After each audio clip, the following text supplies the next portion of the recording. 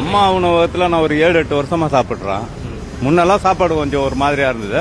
ஆனா இப்போ ஒரு வாரமா ரொம்ப நல்லா இருக்குது. சப்பாத்தி ராத்திரில வந்து ரொம்ப ரொம்ப நல்லா இருக்குது. ரொம்ப நல்லா இருக்குது. ரொம்ப ஆச்சரியமாவும் இருக்குது. அவ்வளவு நல்லா இருக்குது.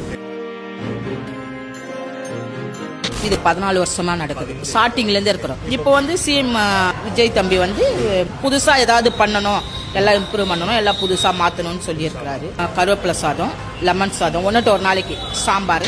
ஃபர்ஸ்ட் வந்து நிறைய காலேஜ் பசங்க நிறைய வந்துருவாங்க, நிறைய இது பண்ணோம். எங்களுக்கு வந்து சிஎம் இந்த மாதிரி வந்து எங்களுக்கு நல்லா பண்ணி கொடுக்குறாங்க. ஃபர்ஸ்ட்ல நாங்கள் எப்படி தரமா செய்வோமோ அதே மாதிரி தான் இப்போ நாங்கள் அதே மாதிரி தான் செஞ்சுருக்கோம். ஆரம்பத்துலேருந்து சாப்பிட்டு இருக்கேன் சார். ஃபர்ஸ்ட் விட இப்போ இன்னும் நல்லா இருக்கு சார். அதை விட இப்போ நல்லா பண்ணிருக்காங்க. அம்மா காலத்துலேருந்து இப்போ போட்டுருக்காங்க. அது ரொம்ப சந்தோஷம். அது பிறகு இவர் வந்து விஜய் அவர்கள், சிஎம் அவர்கள், அவரும் பண்ணுவார்.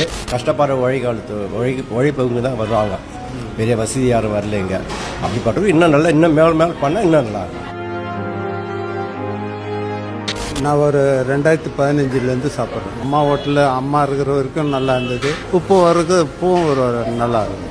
வாஷ் பேஷனில் பார்த்தீங்கன்னா ஒரு டேப்பு தான் இருக்குது, 2 டேப் இருக்குது. அதில் ஒரு டேப் உடஞ்சி அப்படியே கிடக்கு. ஒரு டேப் தான், அதுலேயும் சரியாக தண்ணி வராது. டேப் சரியில்லை, அதெல்லாம் கொஞ்சம் சீவ் பண்ணணும். இன்னும் ஒரு டேப் கண்டிப்பாக வேணும். அதே மாதிரி பார்த்தீங்கன்னா காலையில் அந்த இட்லிக்கு வந்து சாம்பார் வைக்கிறாங்க. அது இன்னும் கொஞ்சம் திக்காக இருந்தால் நல்லாயிருக்கும்.